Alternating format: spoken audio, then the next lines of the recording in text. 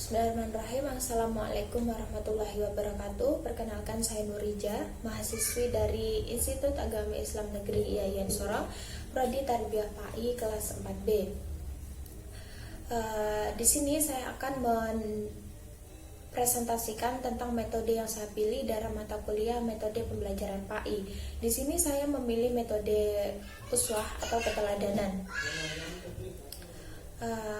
Apa sih metode uswah itu? Metode uswah adalah metode pendidikan yang diterapkan dengan cara memberi contoh-contoh teladan yang baik berupa perilaku nyata, khususnya ibadah dan akhlak.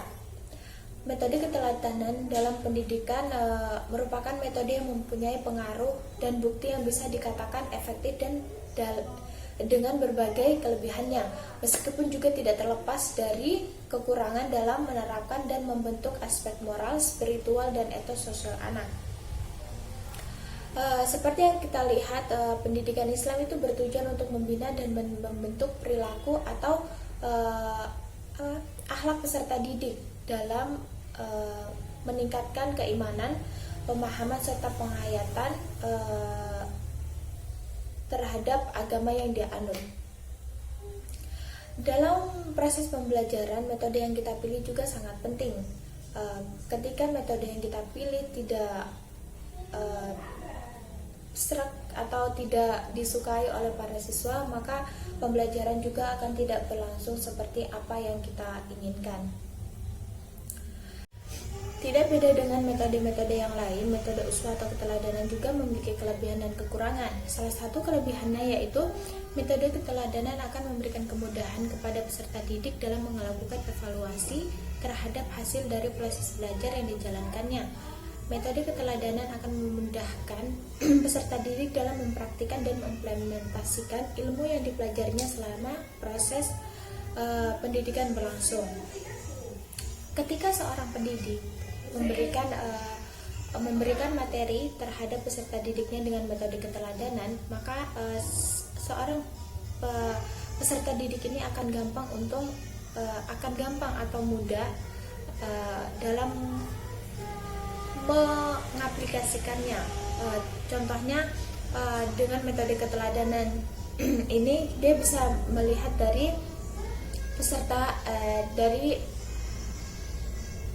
pendidik, dia akan mengikuti pendidiknya, bahkan dari dunia nyata pun dia bisa mengaplikasikannya. Dia dapat melihat orang di sekitarnya, ketika itu baik maka dia akan diikuti, selama itu baik maka dijalankannya. Di sini metode keteladanan atau uswah juga mempunyai kekurangan. Ya, salah satunya itu jika dalam proses belajar mengajar figur yang diteladani dalam hal ini pendidik tidak baik, maka peserta didik cenderung mengikuti hal-hal yang tidak baik tersebut pula. Jadi, ketika seorang pendidik mengajarkan dengan metode keteladanan atau uswah ke peserta didik, ketika pendidik itu tidak melakukannya, misal kita menyuruh mereka untuk minum dalam keadaan duduk, karena duduk itu posisi yang baik, tetapi seorang peserta didik ini melihat seorang pendidiknya juga minum dalam keadaan berdiri, tidak dalam keadaan duduk seperti yang dia contohkan kepada peserta didik yang lainnya, maka seorang pendidik ini tidak akan menerapkan metode keteladanan tadi, atau dia tidak akan mengikuti figur pendidik yang dia lihat.